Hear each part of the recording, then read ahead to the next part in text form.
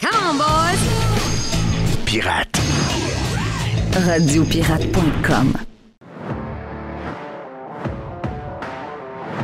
Hier, à la même heure, c'était PGA Tour et LIV Golf.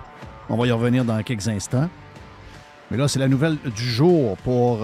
même si vous n'êtes pas... Je ne suis pas un grand amateur de football, soccer mondial. Mais regarde, c'est un phénomène qu'on ne peut pas passer à côté. Là. Je veux dire, quand on aime l'économie, on aime la finance, on aime quand ça bouge un peu.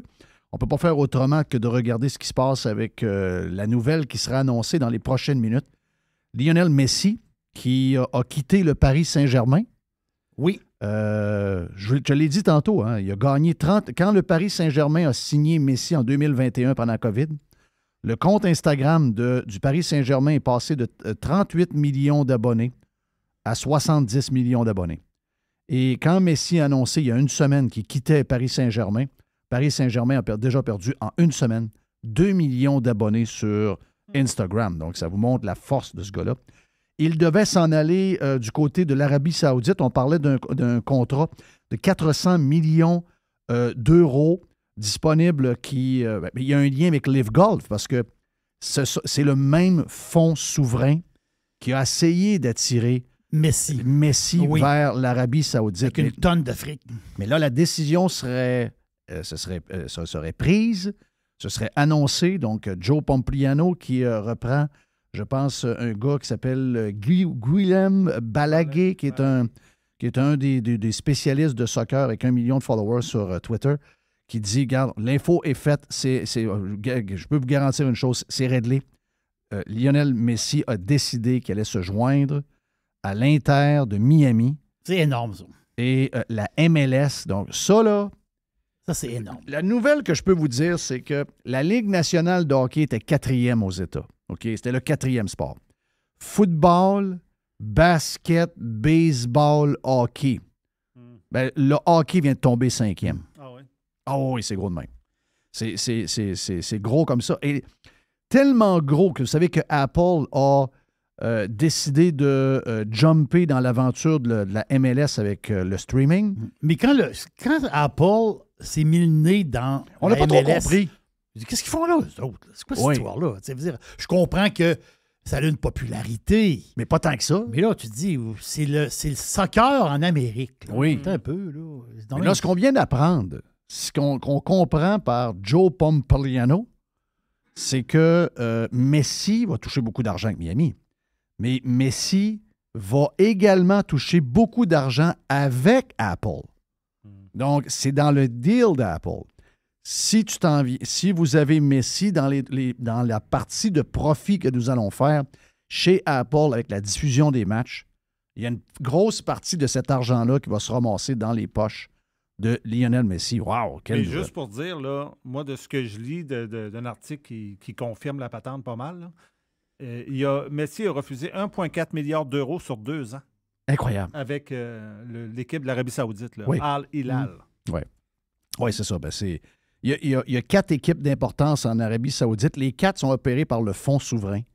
Oui. Le fonds souverain, en passant, là, je veux dire, j'ai vu même des commentateurs de sport québécois là, perdre des pédales hier. Là. Grande journée noire pour l'histoire du golf. Laissez-moi tranquille, les grandes journées noires pour l'histoire du golf. C'est une très belle nouvelle qui est arrivée hier. Maintenant, tous les joueurs de golf, tous les meilleurs joueurs de golf, ça boule, vont jouer au contre-l'eau tout le temps. Ça ne peut pas être une mauvaise nouvelle. Qu'est-ce que c'est ça, cette affaire-là? Ah oui, mais là, c'est de l'argent qui arrive de l'Arabie Saoudite. As-tu déjà mis ton cul dans un Uber? As-tu déjà fait venir de la bouffe par Uber Eats? Oui, ta gueule. C'est aussi simple que ça. Parce que le fonds qui a parti LIV Golf, le fonds saoudien de 650 milliards de dollars, c'est un fonds qui est dans un paquet de choses qu'on utilise à tous les jours, incluant... Ben, pourquoi je vous dis Uber, c'est que le gars en question, le top de LIV Golf, le gars qui s'est s'asseoir avec le gars de la PGA, puis il a dit « T'as plus de business. T'es obligé de merger avec moi, je t'ai cassé. » Parce que la PGA n'avait pas les moyens de suivre un fonds sans fond de 650 milliards. Les commanditaires étaient plus contents. Les diffuseurs disaient, mais là, il manque des gars. Là. Les gars sont rendus à livre. On va baisser le prix qu'on te donne parce qu'il te manque des gros noms. Les gars que tu as là sont bons, moi, on les connaît pas. Donc, ils sont arrivés à genoux. Mais le gars en haut, là, le gars de Live Golf, le gars avec la barbe, celui qu'on voit dans la photo il y a 2 semaines, c'est drôle la photo, parce que la photo, t'as le gars de Live Golf, le Saoudien, il vit aux États-Unis. Là. Il n'y a pas une patente sur sa tête. Puis une patente. Oui, quand il va chez eux, il doit s'habiller de manière plus conventionnelle, mais aux États, quand il est chez eux, à son condo à New York, il s'habille comme toi et moi. Là. Donc, il est là. Il y a Donald Trump avec lui. Il y a Tucker Carlson qui a fait son premier show hier sur Twitter, qui est un hit incroyable. Et il y a Greg Norman. Donc, la gang sont toutes là. Parce que l'histoire là, du golf, c'est pas mal plus le fait que Donald Trump est impliqué. Là. Parce que vous savez que vous avez vu les tournois aux États-Unis où Liv a joué, la majorité des places où Liv a joué, encore il y a 2 semaines, c'est sur des terrains de Donald Trump. Donc, c'est bien plus l'histoire de Donald Trump que de nous faire à croire que Live Golf est opéré par des Saoudiens qui sont responsables de la mort du 11 septembre ou encore du journaliste coupé en morceaux dans un baril. Ça n'a rien à voir. C'est une histoire, regarde, inventée de toutes pièces. Il n'y a rien là-dedans. C'est une très bonne nouvelle qui est arrivée, mais ce fonds-là, qui est capable de bouffer la PG en l'espace de 1 an, trop fort. 650 milliards de dollars. Ils ont les 4 équipes, les 4 grosses équipes de l'Arabie Saoudite, dont une des 4 équipes voulait avoir Lionel Messi. Donc, pour eux autres, c'est une défaite. Mais check bien, les Saoudiens vont répliquer, ils vont acheter la MLS. Moi, je suis sûr qu'ils vont arriver bien vite. Tu penses qu'ils vont acheter la patente? Oui, Ça prendrait pas. puis on en a parlé tantôt. Là. Revenons, c'est parce que c'est tout entrecroisé, cette affaire-là. Le gars, là, c'est ça, le gars en question avec la barbe, là, je te dis que le Saoudien, c'est un des plus hauts placés sur le board de Uber. Donc, Uber, c'est pas mal lui, mais les autres sont impliqués dans toutes sortes d'affaires. Lui, il gère le fonds pour le prince, et ce gars-là est impliqué. Tu sais, moi, ça m'écoeure les Saoudiens. Oui, mais ça t'écoeure les Saoudiens. Les Saoudiens, ils ont mis de l'argent dans Apple, ils ont mis de l'argent dans Facebook, ils ont toutes des affaires que vous utilisez, ils ont mis de l'argent, incluant probablement des vaccins que vous avez aimés pendant la COVID. Là. Pas les pirates. Là. Les pirates, on les a pris, puis on les a pris de travers, puis finalement, on a vu qu'on s'est fait fourrer. Mais je veux dire, le monde en général qui était bandé sur les vaccins, probablement qu'il y avait des fonds d'argent là-dedans qui arrivaient de toutes sortes de... Ben, ceux qui ont du cash pour le faire, là, les autres, on n'a pas une scène, mais les autres, ils ont de l'argent pour le faire. Mais pensez à Tiger Woods. Pensez à d'autres... Pensez à Justin Thomas. Pensez à Rory McIlroy. La rumeur, vous le savez, c'est pas une rumeur. Greg Norman le dit. On a offert 800 millions de dollars upfront à Tiger Woods, qui marche sur une jambe, pour s'en venir à Live Golf. Et Tiger a dit moi, non, mais toute l'histoire de la PGA, c'est brisé l'histoire. OK. C'est bien beau comme histoire émotive. Mais comme décision d'affaires, c'est une décision de cave, là. Donc, eux autres vont jouer avec les mains. Je pense que Dustin Johnson et je crois que c'est Phil Mickelson ont signé facilement pour 200 quelques millions upfront. Cam Smith a dû signer 150. Il y a des chiffres qu'on a là, de par cœur. Mais les autres, ils ont tous encaissé des 150, des 200 millions. Et 1 an après, ils vont jouer encore avec les mêmes gars, là. Et les autres, pour des raisons de je ne sais pas trop quoi, ils ont ramassé rien. Imaginez-vous comment ils sont en sacrement. Là. Mais ils sont en sacrement un peu de leur faute. Moi, je ne sais pas. Là. Soit qu'ils sont mal conseillés ou ils ne sont pas bright. Mais moi, en tout cas, personnellement, si vous me dites, il y a un fonds souverain de l'Arabie Saoudite qui a 650 milliards qui veut opérer la PGA, puis que la PGA ne veut pas, puis qu'ils décident de partir une ligue parallèle, puis ils veulent t'avoir dans leur ligue. Je comprends l'amour, puis les chums, puis toute la patente, puis les terrains qu'on a joués, puis les trophées, puis ça. Tu te dis, mais voyons, Pourtant, ils n'ont même pas à s'exiler. Ils n'ont pas à s'exiler, les terrains sont là. C'est terrains US. Ben exactement. Tu n'as pas à t'exiler, tandis que le joueur de foot, lui, il s'exile. On le voit avec Ronaldo. Ronaldo, il est parti jouer là-bas. Là. Oui, puis sa blonde, elle trouve ça tough. Sa blonde, elle ne peut pas chauffer de char. Là. Non, c'est ça. OK? Puis même si elle est habituée d'être à Monaco puis d'être dans un magasin à Londres. Là. Mais là, elle est là-bas, elle est habillée comme une carte de mode, elle a 600 paires de souliers, mais elle ne peut pas chauffer de char. Non, c'est ça. Parce qu'il y a un gars barbu. Tandis que le gars, tu t'embarques avec Live Golf, tu restes pareil à Jupiter en Floride. Là. Voilà. Donc, il n'y a pas Parce d'histoire. que le deal était tout à fait extraordinaire. Non, moi, ça me montre, ça nous montre qui sont wise. Koepka est wise. Dustin Johnson est wise. Smith est wise. Patrick Reed est wise. Les autres, les gars, ils ont pas écouté leur tête, là. Ils ont joué avec une petite boule d'émotion. Ils se sont fait fourrer all the way. Mais, mettons, moi, je suis l'agent de Tiger Woods. Ou son ami. Voyons, Tiger, je comprends ton affaire. Ah, tu aimes ça jouer Riviera, tu aimes ça jouer tel tournoi, l'Arnold Palmer Classic. On comprend la patente, là. Mais 17, 1 an, 2 ans, la PGA est à terre. Le gars qui court après, il a 650 milliards dans son compte de banque. Tu t'offres pas longtemps? C'est bien beau, hein? Ça t'offre pas. Le gars, il va te piler d'en face. Take de monnaie, c'est tout. Pas 6,5 milliards. Là. Non, 650 milliards.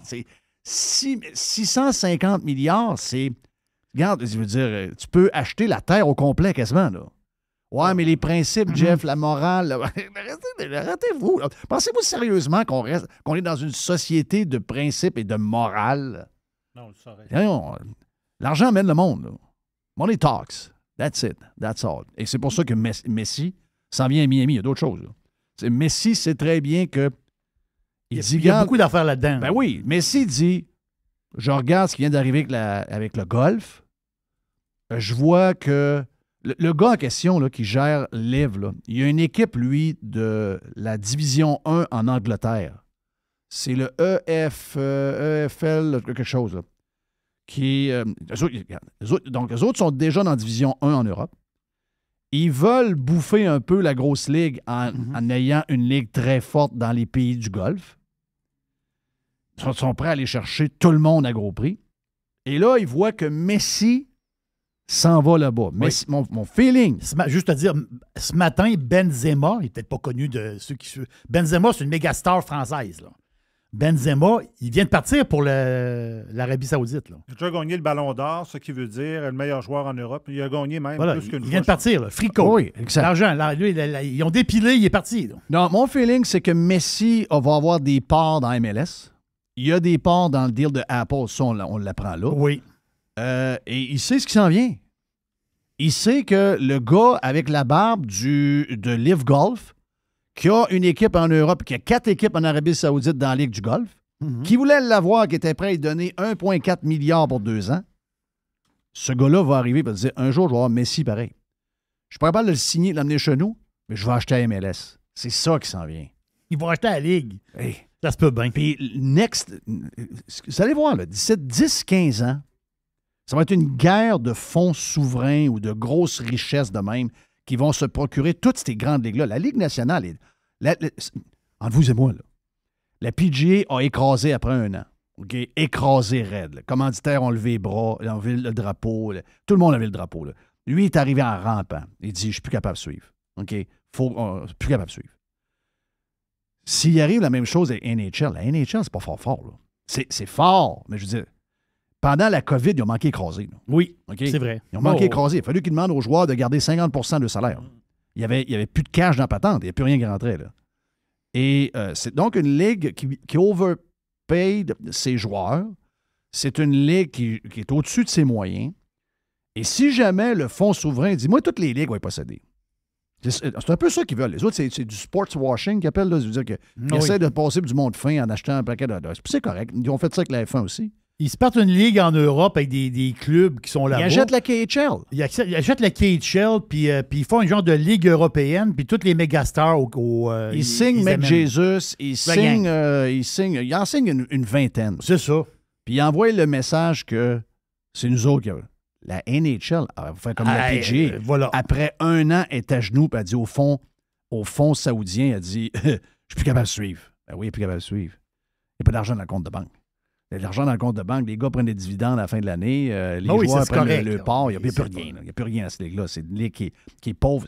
La NFL est probablement, avec la première ligue, c'est probablement les deux qui sont les seuls, probablement encore pour un temps, protégés de par leur force. Le reste, incluant la NBA, sont tous dans le trouble. La patente de Liv, c'est un début. OK? C'est un début. N'oubliez pas que cette gang-là a essayé d'acheter F1. Là. Cette C'est vrai pareil. Cette gang-là a essayé d'acheter F1 avant que Liberty arrive dans la patente. Là. Eux autres, ils veulent tout acheter. Ils veulent tout acheter. Puis là, les grands momounes, oh, quelle journée noire pour le golf, puis quel jour sûr. Regarde, laissez-moi tranquille. Vous faites venir de la bouffe par Uber Eats, sacrament. Et le gars qui est, je pense, vice-président du CA, c'est le barbu de Live Golf, le gars de l'Arabie Saoudite. C'est lui qui est en arrière de ça. Puis je pense qu'il était à la banque là, qui mettait de l'argent dans WeWorks puis dans un paquet de start-up. SoftBank. SoftBank. C'est lui qui est sur le CA, puis c'est un des plus hauts placés du CA. Donc, arrêtez ça un peu. Là. Ouais, mais le 9-11. Le 9-11, ça va l'air bien important il y a un an, ça ne l'est plus aujourd'hui. Là. Une fois que tu es genoux à terre et que ton banquier t'appelle et dit « Hey, ton nouveau modèle, tu ne t'offres pas 2 ans. » ça a l'air que les victimes du 11 septembre sont beaucoup moins importantes là qu'il était il y a un an.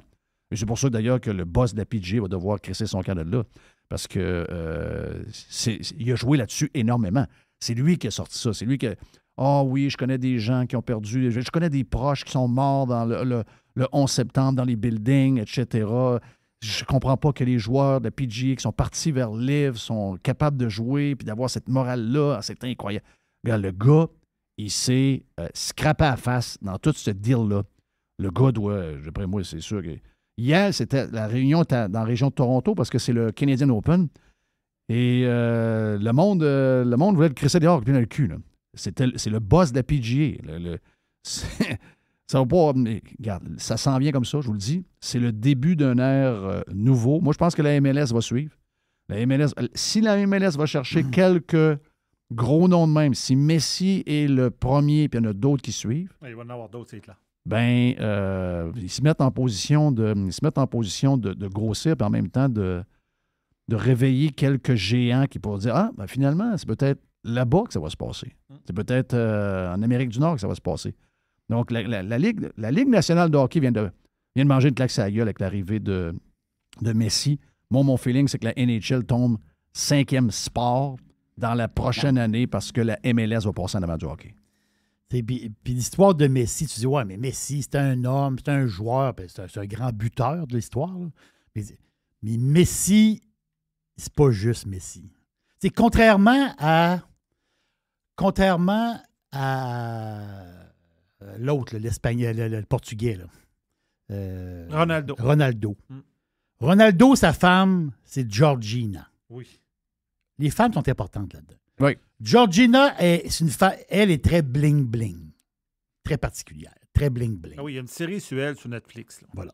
Il faut l'écouter, vous allez voir, c'est assez spécial. C'est quasiment too much. C'est ça. Elle est très, très, très bling-bling. Tandis que Antonella, c'est une autre patente. Ah oui? Ben oui. Messi et Antonella, ils se connaissent depuis l'enfance. Okay? Ils se sont connus, il y avait 9-10 ans. Ils jouaient ensemble comme enfants. Et ils ont commencé à sortir ensemble à l'âge de 15-16 ans. L'histoire d'amour date de ce temps-là. Imaginez un instant. Lui, il part d'une ville industrielle. Les autres, il était pauvre. C'est du monde pauvre. Il part d'une ville industrielle de l'Argentine. Puis lui, c'est un espoir de soccer. Et il s'en va en Europe jouer.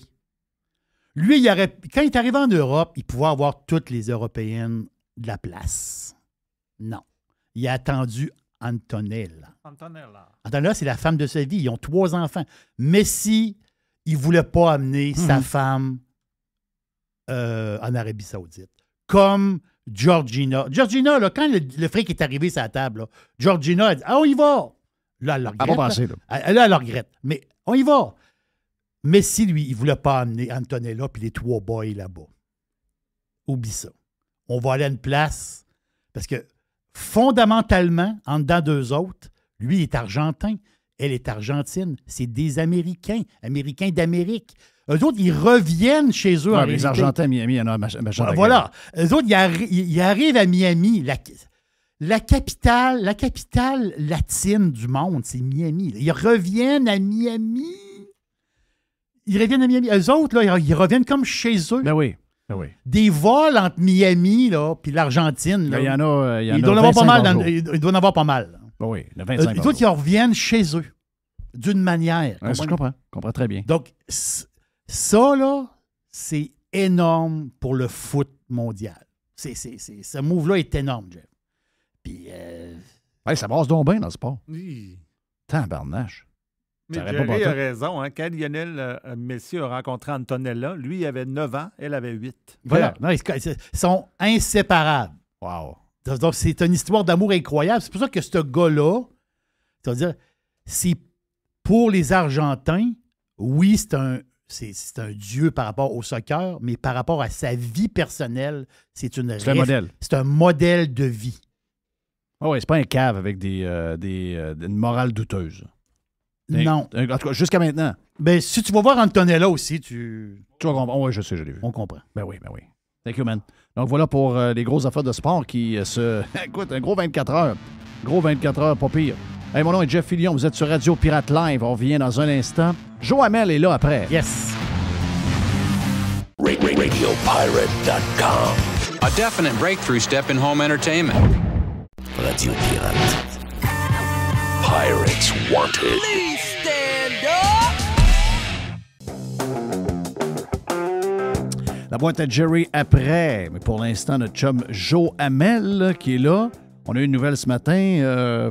En tout cas, moi, j'avais parlé de ça avec Steph Bruyère. Je m'attendais à une. Je m'attends à 3 hausses de 0,25 au cours d'ici l'automne pour le Canada. D'abord pour essayer de rattraper le taux américain, mais aussi parce que la spirale inflationniste ne semble pas se calmer. Rajouter à ça des secteurs où les salaires ont trop augmenté, puis ça fait l'inverse de ce que ça devrait faire, c'est que ça c'est pas en train de calmer les choses, c'est en train de faire que ça devient comme il y a une genre de récurrence dans l'augmentation des prix qu'on a en ce moment. On ne semble pas voir la fin dans à peu près rien, incluant la bouffe, qui est probablement le plus important. Les grands patrons des grandes épiceries nous disent « Ouais, ben là, on a beaucoup de pression de la part des fournisseurs, ils veulent encore continuer d'augmenter les prix. » Donc, ça ne semble pas terminé. Donc, Joe ose pour plusieurs économistes canadiens dans les journaux, ose surprise de la Banque du Canada, mais pour les pirates, ce n'est pas tellement une surprise, je pense.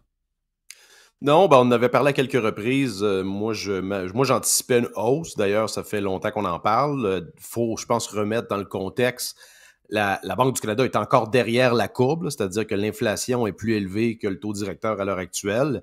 Ils ont commencé très tard à monter les taux. On en parlait, tu te rappelles, dès fin 2020, dès début 2021, le fait que d'augmenter, il faut toujours ramener à la base. Le fait d'augmenter la masse monétaire comme ils l'ont fait, c'est automatique qu'il y allait avoir de l'inflation éventuellement dans l'économie. C'est ce qu'on voit actuellement.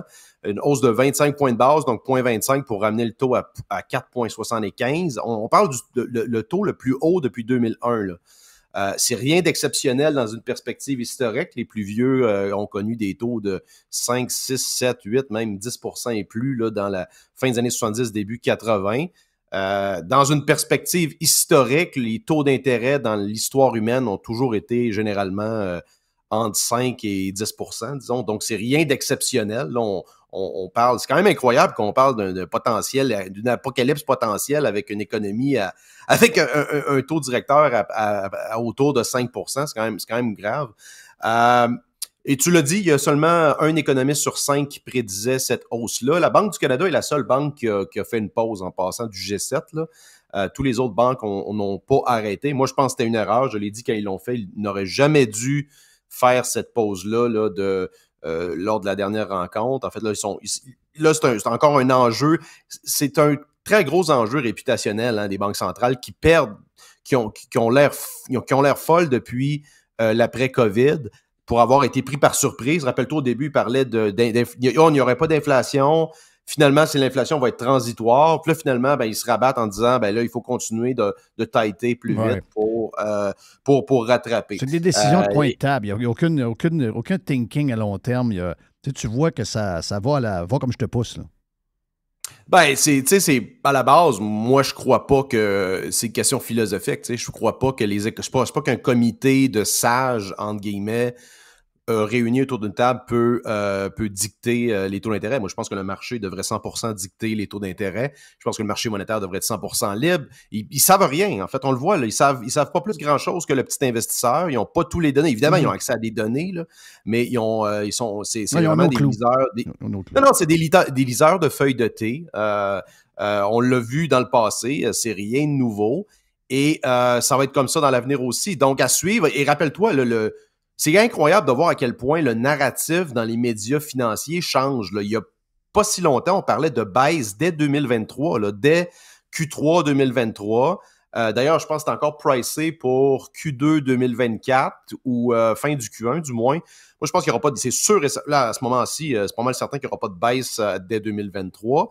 Mais c'est encore, je te dirais, semi-pricé pour 2024, une baisse de taux. Ça reste à voir parce que le marché de l'emploi reste quand même solide et c'est ça qui les faut un petit peu. Là. Et le marché immobilier aussi, puis c'est là-dessus que je vais m'en aller parce que, il y a toujours une différence entre le taux directeur de la Fed américaine puis ce que les banques offrent pour des emprunts de 30 ans pour les consommateurs aux États-Unis. Mais là, quand même, on a été aux alentours de 6,35, 6,40 sur 30 ans. Puis c'est pas comme ici, là, c'est vraiment un 30 ans ferme. Et là, on est plus aux alentours de 7. Donc, il y a vraiment une hausse qu'on voit dans le prêt hypothécaire américain. Mais les États-Unis il y a les maisons, il y a certains secteurs qui sont des secteurs aussi fous que le Canada, mais il n'y en a pas beaucoup. En général, si vous prenez les endroits où la population bouge en ce moment, prenons la Floride, oui, il y a une pression sur les maisons en Floride, c'est clair. Il y a une pression sur les maisons au Texas également. Mais je veux dire, si on compare à des marchés semblables canadiens, c'est une folie terrible. Je regardais encore les prix qui sont repartis en hausse du côté de Toronto. Je regardais les revenus que les Canadiens, que les gens de Toronto ont, et je regardais qu'est-ce que ça leur prend pour acheter une maison. Ça n'a plus de sens. Donc, on est comme pris dans une drôle de tempête où, en raison d'une augmentation soudaine du nombre d'immigrants qu'on a besoin pour combler un manque de main-d'œuvre apparent, en même temps, les retraités ne meurent plus. Donc, il nous manque des portes un peu partout. On est obligé d'essayer de suivre la cadence au niveau des nouvelles portes. Mais là, c'est plus difficile avec, justement, les taux d'intérêt plus élevés. Et là, il y a des portes existantes qui sont là. Puis là, à cause de ça, vu que plus d'acheteurs sur une porte, la porte, malgré l'augmentation des taux puis que c'est plus dur de se faire approuver par une banque pour avoir de l'argent pour acheter une maison, il y a tellement d'acheteurs sur la maison qu'il y a quelqu'un là-dedans qui va être capable d'emprunter, puis il y a quelqu'un là-dedans qui est capable de payer 2 à 3 fois le prix qu'elle vaut réellement si tu compares à la même ville à 100 km en bas aux États-Unis. On montrait il n'y a pas longtemps une maison à Niagara Falls, Ontario, versus Niagara Falls, Buffalo, l'autre bord de la chute. Et pour une maison totalement différente, un est habitable, l'autre est à crisser à terre, mais le prix de celle habitable est quasiment la moitié de celle qui est à crisser à terre du côté de Niagara, Canada. Donc ça, ce bout-là, je ne sais pas qu'est-ce qu'ils vont faire avec ça, mais c'est affreux ce qui se passe pour bien du monde, là. Écoute, l'économie canadienne, c'est un peu un schème de Ponzi adossé sur l'immobilier. Là. Donc, ça, tout le monde le sait. Écoute, je lunchais avec un broker hier, il me racontait, lui, c'est un immigrant de la France, il est arrivé, je pense, il y a 20 ans. Il a acheté sa maison, je pense, il y a 15 ans dans la région dans le coin de l'Or des Ormeaux, donc dans l'ouest un petit peu de l'île. C'est quand même sur l'île. Il me dit qu'il avait payé ça. Tu sais, les deux travaillent, là, deux professionnels. Lui, il travaillait dans le pharma, lui, il est rendu dans la finance, sa blonde dans l'immobilier, je pense. Bref, deux bons salariés. Payé sa maison 175 000, une petite maison unifamiliale qui ressemble un peu comme dans le coin de Charlebourg, Beauport, whatever. Là. Un bon galop. Tu sais comment elle vaut aujourd'hui? Elle doit valoir 1 million. Ouais, pas loin, 800 quelques mille dollars. Il dit, écoute, c'est pas compliqué. Je reviens, tu sais, remets-moi dans la situation où j'arrivais ici au Québec. Moi et ma blonde, on n'est pas capable d'acheter cette maison-là. Là. Fait que c'est aussi simple que ça. Et ça, tu le vois un peu partout. C'est sûr que ça crée de la richesse sur papier. Tu sais, ces gens-là sont plus riches sur papier, mais ça a un effet, tu sais, pervers sur les nouveaux acheteurs. C'est ça. Et il faut ramener ça, c'est une réaction de marché et en même temps, c'est une réaction directe à l'inventaire de nouvelles unités qui est déficiente. Pourquoi? Il faut le rappeler. À cause des règles trop restrictives de zonage, les coûts élevés de construction qui sont liés à quoi? À la réglementation, sur l'industrie de la construction, à l'environnement fiscal, l'environnement de taxation. Donc, la crise du logement, comme dit Manon, PSPP et tous ces gens-là, c'est une crise gouvernementale. C'est une crise gouvernementale. Et on voit que ces gens-là qui veulent, puis le endgame, Jeff, des administrations progressistes comme Valérie Plante, ou en d'autres mots, communistes, là, c'est la nationalisation de ce secteur-là. On le voit, regarde, je parle souvent du développement du secteur Blue Bonnets. Ça fait 10 ans qu'ils ont ça entre les mains, ils sont capables de rien faire. Puis de plus en plus, on voit que ça commence à être transformé en projets de logements sociaux là, de fil en aiguille. C'est ça, donc, c'est le problème de l'immobilier au Canada. C'est les règles trop restrictives. Pierre Poilievre en parle souvent en passant. D'ailleurs, j'ai bien aimé, là, je fais un petit saut là-dessus, j'ai bien aimé son intervention. Je pense que je l'avais partagé dans notre groupe, puis je l'ai posté, je pense que au début de la semaine. Il dit qu'il va s'objecter, ce qu'on appelle un filibuster, là, c'est utiliser tous les moyens parlementaires pour retarder l'adoption du budget canadien qui a été déposé en mars dernier. Il appelle ça le budget inflationniste de Justin Trudeau. Et les mots sont importants ici, Jeff, parce que je pense que c'est la première fois qu'on voit un politicien de haut niveau, on commence à le voir aux États-Unis aussi un peu, faire le lien entre l'expansion de la masse monétaire et les déficits inflationnistes, les déficits gouvernementaux comme Trudeau le fait depuis son élection, et l'inflation sur les ménages canadiens. Ça, c'est important. Là, ça commence à rentrer dans la tête du monde que l'inflation, puis j'aime beaucoup l'expression de Pierre Poilievre, c'est le coût du gouvernement. C'est le coût d'un gros gouvernement, c'est l'inflation. Et ça, tout le monde le paye, mais ceux qui le payent le plus cher, c'est les plus pauvres, parce que c'est une taxe qui est non votée, qui dévalue votre argent. Donc, ceux qui sont qui n'ont pas les moyens de se prémunir contre l'inflation avec des actifs comme l'immobilier, les money market funds, etc., et que le pain passe de 3,25 à 6,50, même chose pour la livre de beurre, ben ça les affecte directement, ce genre de choses-là. Puis c'est pas un chèque de 400$ périodique là, qui va changer quoi que ce soit dans l'équation. Au contraire, ça ne fait qu'augmenter les déficits et alimenter l'inflation. Donc ça, là, actuellement, je pense que c'est... Et s'il poursuit dans cette tendance-là, là, je pense qu'on s'en va vers un gouvernement Poilievre actuellement parce qu'il rajoute à ça la crise chinoise, de l'ingérence chinoise, etc. Donc, il y a pas mal de nuages de pluie au-dessus du gouvernement Trudeau. Et je pense que toute l'histoire, c'est la même chose un peu avec Legault, les feux de forêt, c'est toujours un peu une bouée de sauvetage pour des gouvernements en dérive. Là. Ouais. Ils peuvent se présenter, je t'écoutais, je pense, hier, avec les gars comme François Bonnardel peuvent faire des conférences de presse avec des petites vestes de la Sopfeu puis avoir l'air de s'occuper de quelque chose. Là. Fait que ça, c'est du LARPing. Là. LARPing, c'est live action role-playing. Tu sais, ceux-là qui jouent avec des épées de mousse d'un parc, là, ben, c'est ça. J'adore ça. Ah oui, c'est du LARPing, Jerry. C'est ceux qui jouent avec des épées de mousse. J'adore ça. Non, mais oui. Mais l'hystérie, complètement. J'en ai parlé ce matin, je n'ai pas parlé encore. On vient de commencer le live, puis on a parlé un peu de sport en commençant, mais as-tu vu le tweet de Maxime Bernier sur les feux?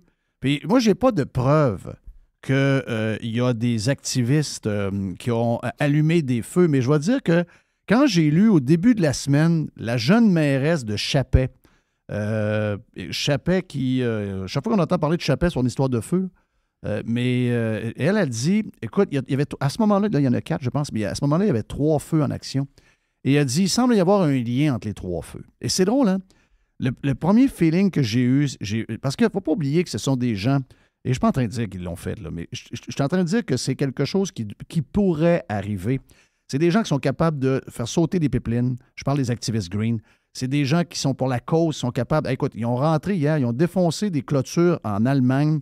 Il y avait une série de jets privés qui étaient là. Ils sont arrivés avec des gros 20 litres, des 5 gallons de peinture avec des guns à peinture. Ils ont peinturé les avions en grandeur orange. Donc, ce sont des activistes complètement débalancés, à la limite terroristes. Si moi, j'apprenais qu'il y a quelqu'un qui délibérément a allumé un feu de forêt pour la cause, je tombe pas en bas de ma chaise. Je dis pas que Max Bernier a raison, mais je dis que de le soulever, c'est pas mauvais? Écoute, à la base, là, peu importe si c'est volontaire ou non, je sais pas, puis est-ce qu'il y a des gens qui pourraient faire ça? Certainement, là. Mais à la base, la plupart des feux, en général, sont de cause humaine, volontaire ou non. Là. C'est-à-dire qu'activité forestière dans le bois, la Sopfeu le dit. La Sopfeu le dit le 26 avril. Oui, la Sopfeu, mais ça, c'est pas nouveau. En passant, le Québec et le Canada, c'est des experts mondiaux dans les feux de forêt. Là. On envoie des pompiers partout. C'est nous autres qui font... On fait le seul avion citerne au monde. Le CL-415, c'est Bombardier. Je ne sais plus si c'est encore eux autres qui le font. Mais bref, on a une expertise là-dedans. La Sopfeu, c'est reconnu. C'est du monde qui travaille fort. Ça travaille en tabarouette. Là. Je les salue, là, les gens mon team Abitibi puis team Jamaisie, le monde dans le Nord, actuellement, ça brasse beaucoup. D'ailleurs, toute l'exploration minière et l'industrie forestière est stoppée, ce qui est quand même majeur au Québec. Là. C'est un des plus gros revenus du Québec en termes de PIB, c'est l'industrie forestière et minière, donc c'est pas rien. Là. Mais on l'a toujours su, ça, que c'était des causes humaines ou accidentelles, peu importe. Fait que, surtout au printemps. Parce que c'est plus venteux.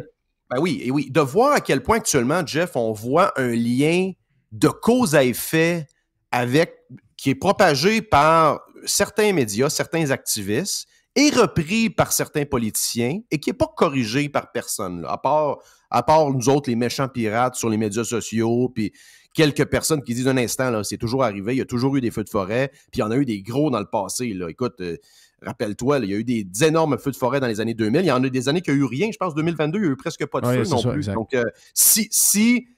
s'il y avait réellement un impact du climat, ben, il y aurait probablement une espèce de courbe linéaire. Il y a une tendance. On verrait la tendance. Alors qu'il n'y en a pas vraiment. Au contraire, ça baisse depuis peut-être une centaine d'années. Dans leur tête, malgré tous les tableaux qu'on met, malgré toutes les stats et les facts qu'on met, ils s'en vont pareil. Ils font, le narratif est très important. Ils le répètent. Ils savent comment faire. Et là, ils nous disent, là, ça, c'est la première année. Puis ils sont certains de tout ça. Là. Ils n'ont aucune preuve dans ce qui avance. Mais ils disent, l'année prochaine, ça va être pareil. Dans 2 ans, ça va être prochain. Y a-t-il quelqu'un dans la gang, incluant soit le premier ministre qui l'a dit lui-même ou encore un journaliste qui est capable de mettre son fonds de pension ou sa maison au bat pour nous montrer que vraiment, il croit à ce qu'il dit? Il n'y en a pas un qui est mis à mettre 100$ à la table. C'est une gimmick. C'est une gimmick de gens qui ont une seule chose en tête, des clics pour la journée avec des affaires à faire peur au monde. C'est dégueulasse ce qui se passe, sérieux. Dégueulasse. Non, exactement. Puis, c'est des gens, il faut le rappeler, Jeff, c'est des gens pas très impressionnants, là, pas très intelligents, peu savent compter là-dedans. Et moi, honnêtement, je vois ça et ça me rend... Je suis très, très bullish sur l'avenir parce que là, ils ont tout mis sur la table. Ils sont all-in, ils ont tout poussé les chips vers le milieu de la table. Premièrement, avec la COVID, ils sont allés all-in. Les petits dictateurs décomplexés, on les a vus. Au final, avec tout ce qu'on a vécu, il n'y a rien de positif là-dedans, mais d'un point de vue sociopolitique, c'est peut-être positif dans un sens où on a vu leur réel agenda.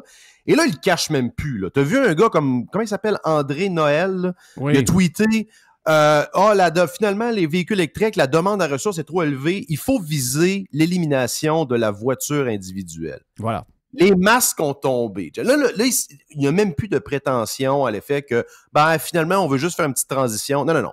On veut vous pacter dans des trains fabriqués en Chine, dirigés par la caisse ici. Vous n'allez plus avoir le droit de prendre votre auto. Puis ça, c'est pas une conspiration. On le voit, c'est l'agenda Il l'a dit clairement. Des partis de gauche, et incluant ceux qui disent rien, comme la CAQ, puis qui poussent aussi dans la même direction, et des activistes du climat qu'on voit dans les médias. Donc ça, il faut le rappeler. Et le fait que ça soit clair et que ça soit exposé au grand jour, moi, je pense que c'est juste positif, parce qu'on voit où ils veulent aller. Avant, c'était plus... Tu sais, fallait lire entre les lignes de leur discours. Puis... Non, là, c'est ouvertement, ils le disent ouvertement. Et moi, je pense que c'est excellent. Ils montrent à quel point ils sont autoritaires. Les gens, il y a beaucoup de gens qui... On se plaint déjà, souvent en disant, il n'y a pas assez de gens qui ont réagi pendant la montée autoritaire du COVID, mais je pense qu'il y a beaucoup de gens, Jeff, qui ont quand même réalisé des choses, à quel point un État peut dériver dans l'autoritarisme. Et à partir du moment où les gens vont se rendre compte que là, il va avoir un impact sur leur niveau de vie, parce que c'est ça, la finalité de ça, c'est que vous allez avoir moins d'opportunités, c'est terminer les voyages, donc, et vos enfants, partout dans le monde, là, Jeff, les gens, ils vivent pour que leur enfant ait de meilleures conditions. Oui. Et particulièrement, les immigrants sont sensibles à ça. Je regardais, il y a eu un clash, c'est drôle, aux États-Unis, à cause de la... Là, en passant, c'est plus la semaine de la fierté ou la journée, c'est maintenant, ils appellent ça la saison. Oh. J'ai vu une pub de Bombardier, quelqu'un m'a envoyé ça, là. C'est la saison de la fierté. Donc, c'est comme de juin à septembre. C'est comme de juin à septembre, en fait. C'est comme le pollen. Oui, c'est ça. C'est incroyable. C'est quand même, finalement, ça va être la moitié de l'année. Oui. Mais en fait, c'était drôle parce qu'il y avait une manifestation d'un groupe. Écoute, je pense que c'était des immigrants de quel pays? En tout cas, bref, un pays relativement catholique, je pense. Et ces gens-là, Arménie, les Arméniens. Je pense qu'il y a des catholiques et des musulmans là-dedans. Bref, des gens plus traditionnels. Et eux, ils ont clashé avec Antifa qui, eux, voulaient qu'il y ait une représentation de drague ou un truc de parade. I don't care. Mais tu vois le clash. Et je pense qu'il est là l'avenir des mouvements conservateurs, particulièrement au Québec, au Canada.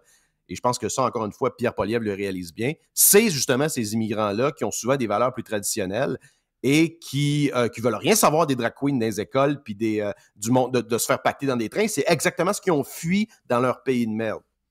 André Noël, juste pour dire, c'est un ancien journaliste de la presse qui a eu des prix parce que lui, il suivait le crime organisé, régulièrement invité, peut-être 3-4 fois invité à Tout le monde en parle. Donc, quand le gars dit, parce que le gars, quand tu regardes son Twitter, ce n'est que c'est du paranoïa climatique à all the way, c'est quasiment... Tu as quasiment envie d'envoyer quelqu'un de s'en occuper, là, parce que dans le sens qu'il y a besoin d'un médecin, ça va pas partout. Et là, c'est lui qui dit que les voitures individuelles doivent être éliminées. Au moins, c'est clair. Au moins, c'est clair. Il n'y a pas de niaisage avec le char électrique, les affaires. Moi, j'ai toujours dit, le char électrique, ce sera que passager. Le but, c'est d'éliminer la liberté qu'on a de faire ce qu'on veut. C'est ça qu'ils veulent. Et finir avec l'annulation de la conférence anti-avortement comment ça s'appelle? Pas les au Centre des congrès. Centre des congrès. Donc, comme plusieurs, moi, comme Yann Sénéchal, première nouvelle, c'est qu'on ne savait pas que le Centre des congrès, il y avait une tentacule du gouvernement derrière de ça, vraiment. Donc, c'est donc un organisme paragouvernemental. Donc, le gouvernement a son mot à dire là-dedans. Mais c'est un précédent que même la presse et Michel C.O.G. osent défendre la liberté d'expression dans la presse. C'est incroyable sur ce sujet-là. Mais ça, regarde, c'est un précédent vraiment dangereux d'empêcher un groupe, parce qu'on n'aime pas leurs valeurs, de se rencontrer puis de se jaser. Pour la liberté d'expression, c'est un grand coup dans le côté, là. Très, très, très dangereux. Écoute, puis je pense qu'il faut souligner un très bon article de Michel C.O.G. Il y a aussi Mathieu Boccoté qui a bien réagi là-dessus. On aurait aimé avoir de telles réactions, Jeff, pendant 2,5 années de gouvernance par décret du régime de la CAQ et du régime Trudeau, mais on n'avait pas ce réflexe-là. C'est bizarre, hein? Mais bref, ça a quand même plus... dans des dossiers plus simples comme ça, on dirait que c'est correct pour leur niveau de QI. Là, c'est plus facile à comprendre. Donc, il y a eu une petite réaction là-dessus, mais tu l'as dit.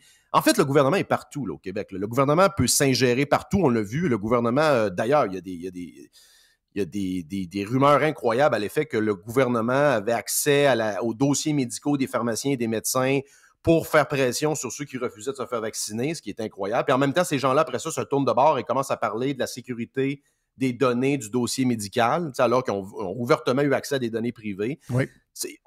Peu importe qui est là, on ne doit jamais leur faire confiance. S'ils ont leurs incitatifs vont faire en sorte que s'ils ont accès, s'ils ont un levier sur des organisations ou s'ils ont accès à des informations, ils vont les utiliser pour faire pression. C'est déterminant, c'est 100% évident.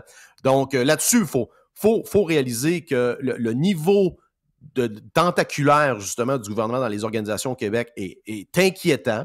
Ça a un effet sur comme tu dis, sur la liberté d'expression, qui commence à être un sujet. Tu as vu d'ailleurs, la première émission de Tucker hier, qui est rendue à quelque chose comme 80 millions de vues en même pas 24 heures. Donc, on a devant nous là, la fin du vieux modèle des médias, Jeff, et ça, c'est incroyable. Et moi, on assiste à ça assis sur notre popcorn. Et dans les prochaines années, ça va être extrêmement intéressant de voir comment les diffuseurs, les gros diffuseurs comme tu l'as dit, Apple TV, Twitter, mais aussi les petites plateformes indépendantes comme Radio Pirate peuvent tirer leur épingle du jeu là-dessus. Puis on va regarder ça attentivement. Ah, c'est clair. Hey, je peux-tu faire une petite parenthèse sport? Oui, t'as ta calotte de Vegas sur la tête, ben oui. J'ai dit, écoute, la coupe en Floride, je l'ai dit à Carl Sanson, là, c'est comme la mort de Zelensky. Ça n'arrivera pas là, d'ici à août, là, cette affaire-là. Là. La plus mauvaise affaire qui peut arriver aux Panthers, c'est d'avoir battu la Caroline en 4 games. Au hockey, quand tu joues du sport, quand tu joues du sport et que tu es dans tes... Il y a un tempo là-dedans. 10 jours arrêtés, c'est killer. Tu n'es pas capable de repartir. Tu manques des shots avec des buts ouverts. On dirait que la puck se met à tourner de l'autre bord. Là, Vegas joue son meilleur hockey, vois-tu, alors qu'il n'avait pas vraiment bien joué toutes les games contre Dallas. Ouais. Et là, ils jouent les games contre la Floride exactement comme ils ont joué la 6e game contre Dallas. Parce qu'ils ont le mojo.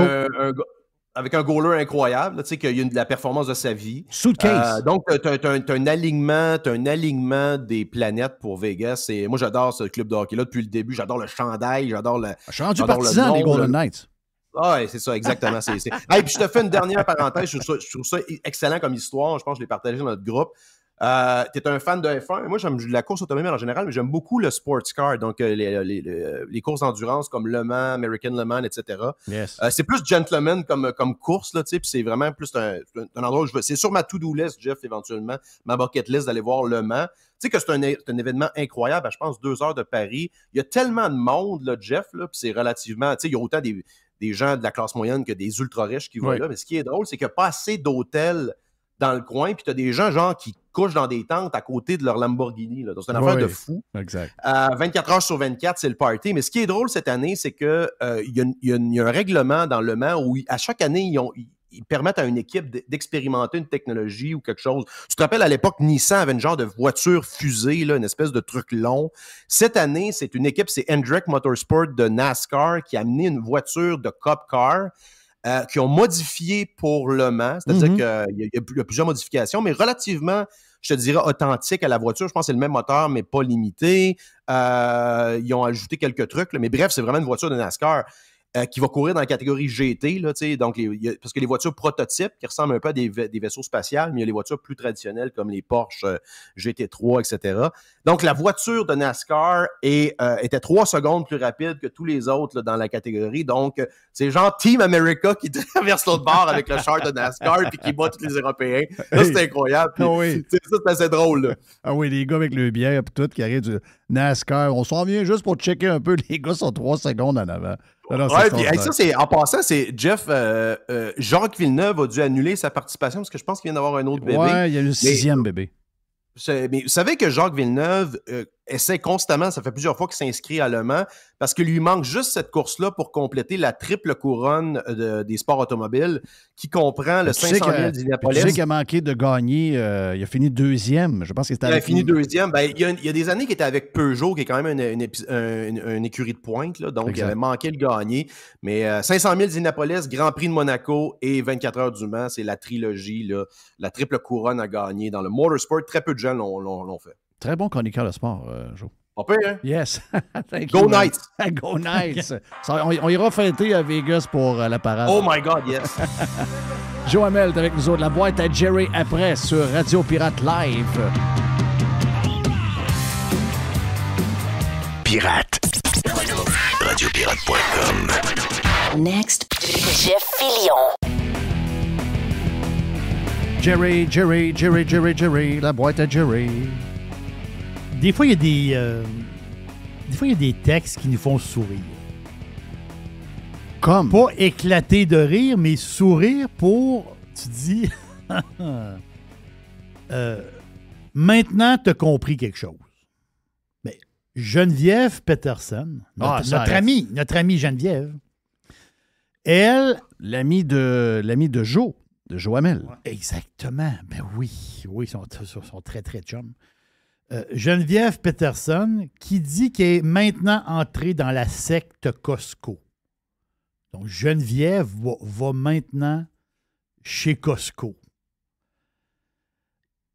C'est, comment dire, ça, c'est la réalité qui arrive. Oui. On est pognés, nous autres, ici, okay, au Québec, pour vrai, là.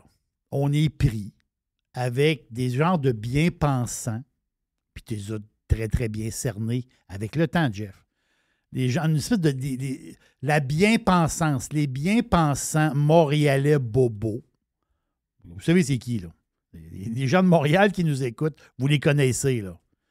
Donc, c'est Bobo Montréalais-là qui juge les Québécois sur la manière de vivre, sur plein de choses. On se fait juger tout le temps. Pourtant, c'est une manière de vivre très, très simple. Mais là, si toi, mettons, tu as un SUV, on va dire, tu as un SUV puis tu pollues la planète. Oui, mais j'ai besoin d'une voiture plus grande parce que j'ai une famille de 3 enfants et il faut que j'aille le matin en reconduire un au hockey. Puis j'ai besoin d'espace parce que quand on s'en va au chalet, j'ai besoin d'espace. Je ne peux pas le faire avec un Nissan Micra. Ça ne marche pas. Là. Je connais très, très bien les Micras. Ma blonde a un Micra. Là. C'est une micro-voiture pour une personne. Très pratique dans les stationnements serrés. Là. Très, très pratique. C'est un quart de golf. Là. C'est très pratique. Mais elle, là, qui est rendue une nouvelle cliente de Costco, c'est... Pourquoi qu'elle aime ça, Costco? Là, elle se défend d'aller chez Costco. Là, elle pense qu'elle est... Là, elle dit... juste le lien est complètement ridicule. Soit que c'est du théâtre pour essayer de faire plaisir aux bien-pensants. Voilà. Ou c'est quelque chose qui ne va pas pantoute, là. Il y a quelque chose qui ne va pas, là, puis il faut qu'elle jase avec du monde. Parce que de penser qu'il y a un lien entre les feux de forêt, le changement climatique et le fait qu'elle est membre de Costco. Oui. Sérieux, là, je veux dire, on est complètement foutu si le monde fait des équations de même. Là. Voyons donc, il semblerait que c'est des chroniqueurs, donc c'est la crème de la société, c'est les pensants de la société. My God! Elle dit qu'elle participe d'une manière à l'extinction de l'humanité. Là. Parce qu'elle est obligée d'aller chez Costco, parce qu'elle a une famille, puis elle a besoin de stock en grosse quantité pas cher. Elle dit... Mon feeling, c'est qu'elle est plus avec le gars de l'économie, moi. Moi aussi, j'ai ce feeling-là. Moi, j'ai vraiment besoin. Ouais, t'en as-tu vraiment besoin? C'était lui, ça. Elle dit, moi, j'ai pas les moyens de flamber mon chèque de paye chez... J'ai le feeling que ce changement de comportement-là, ça arrive par un nouveau chum dans le décor. Je pense que t'as pas tort. Ben oui, c'est une patente de même. Ben oui. Je pense que t'as pas tort. Toi, t'es pas Costco zéro. Non, ma fille l'est. Moi, je suis pas. Moi, ma femme, on n'est pas Costco. Il y a quelqu'un qui. Si tu vas devenir Costco, je vais te l'annoncer. Je suis déjà allé chez Costco, là. Deux fois. Je sais, mais tu vas devenir membre Costco. À cause du gaz. Tu vas devenir. Non, à cause de ta fille. C'est ta fille qui te. Quand tu es rendu à 45 ans puis que tu n'es pas membre, ou 55 ans, ou 57 ans, tu n'es pas membre Costco. Quand tu deviens subitement membre Costco, il y a quelque chose qui arrive. Tu as soit une nouvelle conjointe ou un nouveau conjoint, ou il y a quelqu'un très, très proche dans ton entourage qui te joue dans la tête, qui te dit « Voyons, père, tu nous as empêché d'aller chez Costco pendant 25 ans. C'est l'enfer. Tu perds de l'argent à pas aller là, tu fais pas ci, tu fais pas ça. » Ça, c'est ta fille. Ma blonde a osé demander à ma fille d'acheter de la litière à chat chez Costco. Vois-tu, ça commence de même. Parce qu'il y a un bon deal. Ça commence de même. Parce qu'il y a un bon deal. Donc, elle fait ce qu'elle veut dans sa vie, mais je veux dire, oui, ce changement de comportement-là, quand tu es avec une gang de bobos du plateau, là, tu peux pas aller au Costco. Non, mais l'affaire, c'est que le bobo... Si tu es un donneur de morale, si tu es un faiseur de morale dans la radio de Montréal, puis sur Twitter, puis tout, tu peux pas t'en aller descendre au niveau du peuple, puis t'en aller chez Costco. Mais je comprends ça. Mais si tes revenus sont limités puis que la vie coûte plus cher, à un moment donné, tu as 3 enfants dans la maison qui mangent puis qui dévorent. À un moment donné, aller acheter des petites tartelettes à 6 piastres chaque au coin de la rue, ça fait pas, là. Non, ça fait pas. Parce que ça marche pas. Non, tu vas prendre la boîte à 6, qui était à 5,99 il n'y a pas longtemps. Oui. 6,99, la boîte de 24 croissants, tu vas aller la chercher chez Costco, là.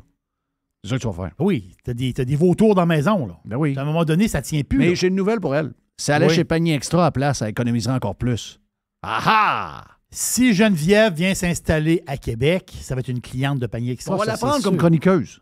Oui. Oui. On va la prendre comme chroniqueuse. Elle est en train de changer tranquillement. Elle est en train de joindre la team pirate. Yes. Tu me fais mourir. Hey, c'est un clin d'œil de même, là. Parce que j'ai trouvé ça drôle. Moi, j'aime ça, ces histoires-là. Là. En Finlande, j'allais glisser un petit mot dans le prime. En Finlande, le gars, il reçoit son ticket. Le gars, il roulait à 20 000 à l'heure au-dessus de la moyenne. 20 000 à l'heure, soit un ticket, comme Mr. White. Mr. White, il pogne des tickets souvent. Donc, mais Mr. White, lui, il n'est pas millionnaire. T'sais? Fait que quand il reçoit un ticket, ça lui fait mal. L'autre jour, il bougonnait. Je me demandais qu'est-ce qu'il y avait. C'est quoi? Il était comme bougon toute la journée. J'ai su en fin de journée qu'il avait pogné un ticket de genre 150 pièces. Ça veut dire vitesse. C'est ça l'affaire. Oui. Oui, c'est toi. OK. Donc, oui, c'est toi. Alors, moi, j'ai ça. J'essayais de l'oublier.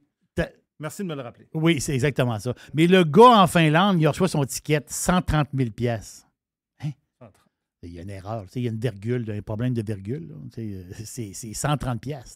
Non, c'est 130 000. Hein? Parce que là-bas, en Finlande, ils ont modulé. Je pense que ça va arriver ici. Là. Ils ont modulé les amendes sur la route par rapport à ton salaire. Fait que le gars, il est multimillionnaire. C'est sûr que tu vas dire, ouais, 130 000, si le gars il est multimillionnaire, il peut le payer. Ouais, mais l'histoire, c'est pas ça.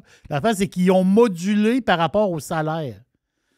Donc, à un moment donné, toi, le gars pauvre, lui, il dit, oh, moi, même si je ne vais pas pogner, il va pogner un ticket de 30 pièces. Puis le gars qui a un salaire pas pire, il va arriver avec un ticket de 600 pièces pour être 4 km au-dessus de la limite. Là. Cette espèce de loi-là en Finlande, c'est quand même débile. Là. Et ça, c'est une patente de communiste. Là. Ça, c'est une patente très, très louche. Là. Vraiment. Mais ça, c'est sûr que ça va s'en venir ici. Ça, j'en suis convaincu. Hey, la dernière fois que vous avez eu dans vos mains un billet de 1 $. Hey boy, hein? Ça fait longtemps. Le billet vert. Le billet vert. Le billet de 1 $. Il a été discontinué. C'est français, ça. Ils ont été, l'Office de langue française. Il a été discontinué en 1989. Ben pour ça, ça a traîné un peu. Pour ça, ils ont enlevé. Pour ça, le jeton est arrivé. Le jeton en or est arrivé. L'affaire, c'est qu'il y a des billets de 1 $ que présentement, ils valent 7000 pièces. Quand même. Donc, si vous avez un billet, il y en a qui l'ont gardé des billets. Là, quand c'est arrivé, là, ils l'ont mis de côté. Ils ont mis ça dans un bureau quelque part, là, genre de collectionneur. Là. Mais il y a du monde qui ont mis ça. Là. Il y avait une pile d'une pièce. Ils ont dit, je vais le garder des fois que... Mais ça serait peut-être le temps de checker, d'aller les faire vérifier. Il y a des places pour les faire vérifier. Mais là, ça, il faut qu'il soit en excellente condition, j'imagine. Oui, mais même s'il est... 7000 pièces, ça, c'est top condition. Ouais. Sauf que tu peux avoir un billet d'une pièce qui vaut 800 pièces pareil. Là. OK. Oh, c'est quand même pas pire. Là. Ça paye pas mal de beaux restaurants et des bouteilles de vin. Là. Ça peut être le fun. Là. Donc, si vous avez des billets qui datent entre 1954 et 1967, il y en a plein. Là. Il y en a plein.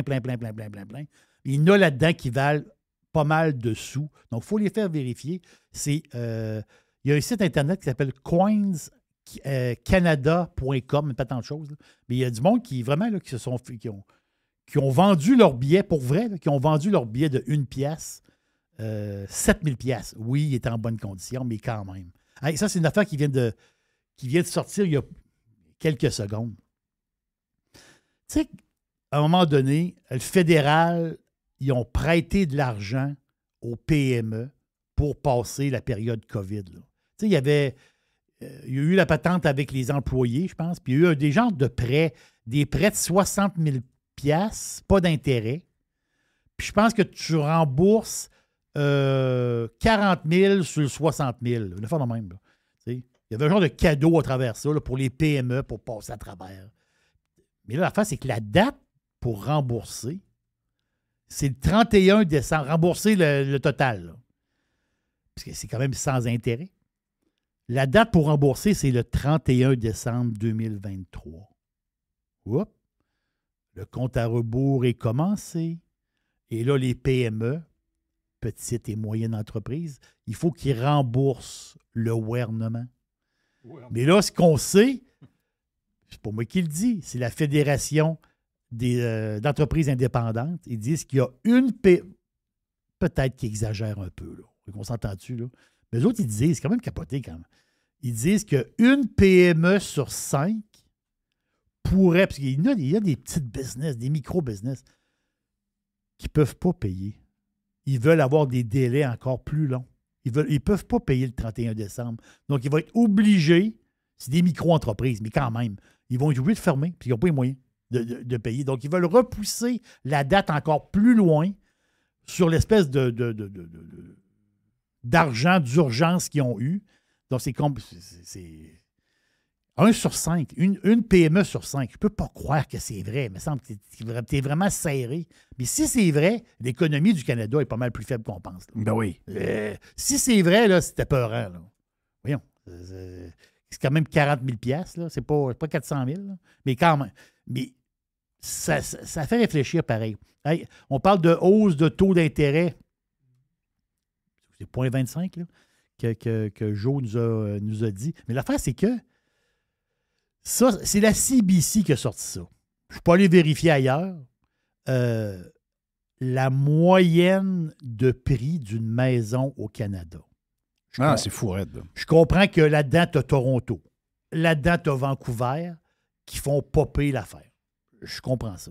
Ça peut avant. Mr. White vient de m'envoyer les lacs, l'association de baseball mineur du lac des Deux-Montagnes. Les matchs d'aujourd'hui et demain sont annulés pour des raisons de santé. My God, OK, c'était hier et aujourd'hui. Hier et aujourd'hui. Donc, en raison des feux de forêt, les games de baseball sont annulés. Qu'est-ce que c'est ça, sacrément? As-tu vu à Gaspésie, qu'est-ce qui se passe présentement? Il y a trop d'eau. Oui.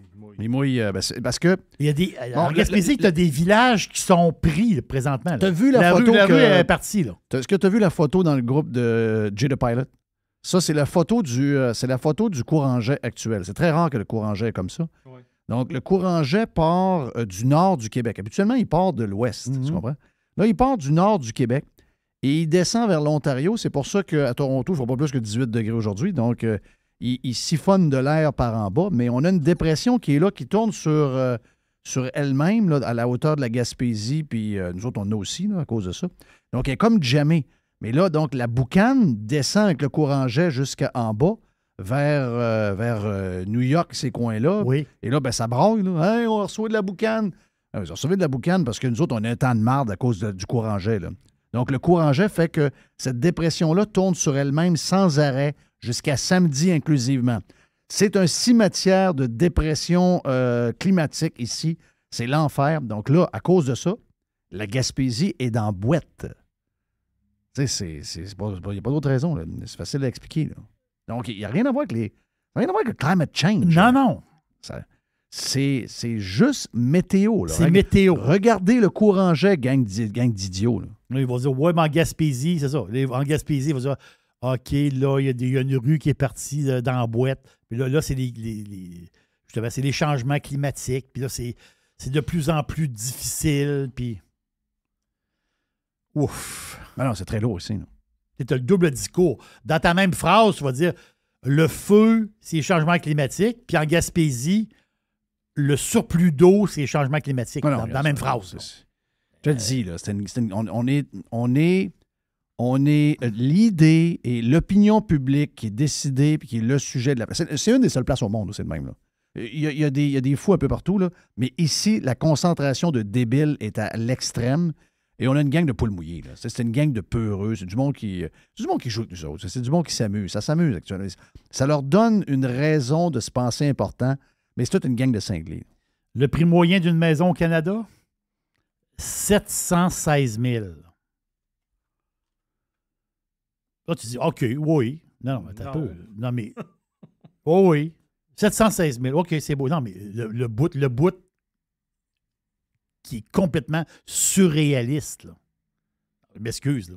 C'est plus 100 000 depuis janvier. Oui, c'est ça. Hein? Pas depuis un an. Non, pas depuis un an. On en a parlé tantôt avec Joe, c'est ça l'histoire. Depuis janvier, Jeff. Janvier. Janvier. Ça fait 6 mois. Le prix moyen a monté de 100 000 en 6 mois. Mm-hmm. C'est complètement fou, là. Alors, c'est ça. Ça, c'est du jamais vu dans l'histoire. Ça peut pas toffer, là. Ça peut pas toffer, mais le pire, c'est que ça va toffer. Parce qu'il n'y a pas de porte en construction, puis il y a du monde qui rentre, puis le monde ne meurt pas. Donc, ça prend des... Exactement. Ça prend des toits, ben, du monde. Hey, si vous demeurez dans le coin de Granby, bien, à Granby même, dans la ville de Granby, profitez-en. il y a un 100 piastres à aller chercher. Hein? 100 piastres. Si tu t'achètes un vélo, si tu t'achètes un casque de vélo, un siège de bébé pour vélo, puis d'autres cossins là, pour le vélo, la ville de Granby, ils ont un genre de programme de subvention. Tu remplis un formulaire, puis tu peux aller chercher 100 piastres par maisonnée. Oui, mais là, ça a coûté 1000. Oui, mais tu vas chercher 100. Oui, mais ça, c'est comme la madame à l'épicerie qui me dit, donne mon affaire, puis je sais que dans une épicerie, il coûte cher. Ou encore à SAQ. Oui, vous avez économisé? À SAQ, l'entrepôt. Oui, dépôt. C'est vrai qu'ils disent ça. Vous avez économisé 21 $. Si tu arrêtes. Ça m'a coûté 50 piastres de plus qu'ailleurs. Je n'ai pas économisé 20 piastres. Ça m'a coûté 50 piastres de plus que si j'allais au New Hampshire. Dis-moi pas de faire de même. Là. Donc là, si tu me dis que je peux faire 100 piastres, ça coûte 700 piastres le vélo, 100 piastres le banc de bébé. Oui. Puis après ça, 100 piastres le casse. Mais Pour tu faire veux pas... un 100, ça marche pas. Là. Mais il faut que tu l'achètes sur le territoire, un magasin sur local. le territoire local de Granby. Ben oui. Donc, tu achètes ton vélo, puis tu vas avoir Belle un 100 journée faire du piastres par vélo, la d'ailleurs. ville. Très belle journée c'est faire ça. du vélo. Mais on s'entend-tu que les villes n'ont pas l'affaire là-dedans? Là? Ben À un moment ben donné, non. arrête, là. Tu veux dire, arrête, là. Au toit de là. Ouais, mais les villes ont été hijackées par des maires qui sont tous la gang. Toute la gang, c'est toutes des maires. C'est toutes des maires communistes. Il y a une maudite gang, là. Il n'y a pas juste Québec, il n'y a pas juste Montréal, Laval. Il y a plein. Là. Je ne sais pas que c'est quoi. Je ne sais pas qu'est-ce qu'il y a dans l'histoire de la politique municipale, mais ce ne sont que des hyper green et hyper gauchistes qui sont maires des villes et villages du Québec. J'ai deux petites patentes d'aviation avant de terminer. En Europe, le low cost, quand tu prends l'avion, c'est tout à fait extraordinaire. Des vols partout à des prix extraordinaires. Au Canada, c'est plus difficile un peu. C'est plus tough un peu le low cost. Et là, on l'a vu, Flair Airlines. Ils font leur possible. Là. À un moment donné, mais là, la face, ils ont donné, je pense que c'était au mois de mars, ils se sont fait saisir les avions. Oui. Parce qu'ils ne faisaient pas leur paiement. Parce que c'est des avions loués. Hein. Puis les paiements ne se faisaient pas. En fait, ils ont réussi à sortir de ça. Là, Flair fonctionne. Et moi, il y a quelqu'un dans ma famille qui veut aller à Vancouver. C'est Abbotsford, là, c'est l'autre aéroport. Oui. Pas grave. Mais tu vas aller à Vancouver, pas cher. Là. Puis là, l'affaire, c'est que Flair, là, leur site Internet de réserver, là, il est buggé tout le temps. Tu sais, tu rentres une date, la date s'efface, tu recliques, rentre la date. Là, je dis, fais-les pas sur l'ordinateur, fais-les sur ton téléphone. C'est la même affaire. Un matin, j'ai taponné sur le site pour essayer de réserver, faire semblant de réserver. Pas capable. Non. Le site est complètement... Regarde, il n'y a rien à faire là. Qu'est-ce qui se passe, tabarouette? Tu veux réserver? Puis Canada. Puis l'histoire aussi, c'est que Flair, ils ont 15 plaintes par 100 vols. Oh! Air Canada a 4 plaintes par 100 vols. Eux autres, t'as combien? 15. Ouais. Beaucoup de plaintes chez Flair. Donc, le low cost au Canada, là, Ouais, non, ça existe. Ça marche c'est moyen. Là. Ben non, c'est frais d'aéroport trop élevés, coût d'opération d'aéroport trop élevé, grand territoire, pas de monde. C'est ça. Là, on dit, hey, on a des vols Montréal ou Québec pour aller à Halifax. Tu check, il n'y a pas de vol. Pourquoi tu l'annonces? Il n'y a pas de vol. Pourquoi j'irais à Après Halifax? ça, je sais pas. Mais après ça, tu dis, je vais aller à Calgary. À Calgary, on va aller à Calgary. De Québec, ça se fait pas. De Montréal, ça se fait. Là, tu checkes de Montréal. Là, tu checkes. OK, il y a un vol. Le vol, c'est quand? C'est dans 3 semaines, un dimanche. Oh. Arrêtez, là. Ça veut dire, à un moment donné, ça ne marche pas, là. Ça veut dire, tu y vas-tu ou tu y vas pas? Oui. Si tu y vas une fois par 3 mois, dis pas que tu y vas, là. Oui. Christophe, je vais y aller en train. Oui. Non, arrêtez, là. Moi, Hey, content. Mon autre histoire. Non, ça marche pas, ça, là. C'est complètement capoté. Mais mon autre histoire, c'est l'aéroport de Las Vegas. Les autres, ils reçoivent du monde un peu. Là. Oui, ça roule pas mal. Mais c'est drôle parce que c'est une anecdote que dans le Wall Street Journal. Puis, il y a toujours des articles fun. Moi, j'aime ça, des genres d'articles comme ça. Puis, eux autres, ils ont le bureau des objets perdus. Tu sais, il y a un bureau avec un local, puis c'est là qu'ils entreposent le stock. Mais on s'entend-tu que dans un aéroport, tous les aéroports, c'est comme ça. C'est-à-dire, des lunettes, des livres. Ça. Des lunettes, il y en a dessus. Là. C'est du monde qui oublie les lunettes, c'est partout. Là. Les lunettes, des livres, les téléphones cellulaires, des sacs à couches. Ils trouvent des Apple Watch. Tu sais, quelqu'un, mettons, qui enlève sa montre pour se laver les mains, la montre reste là. Après ça, des manettes de jeu. La quantité de stock qu'ils trouvent là, 40% du stock, ils réussissent à retrouver. Tu sais, le monde, ils reviennent puis ils disent « Ah, j'ai perdu telle affaire. » Puis ils réussissent à retrouver leurs affaires. Puis 60% du stock, ben, ça va aux œuvres. Tu sais, ils vont vendre ça dans des genres d'enchères. Puis ça va à des œuvres de charité. Mais c'est capoté parce que il y a quelques semaines, ils ont trouvé un sac. Tu sais, la marque Coach. Oui. Okay? Il y avait un sac Coach. Dans le sac, il y avait 27 000 cash. Hein?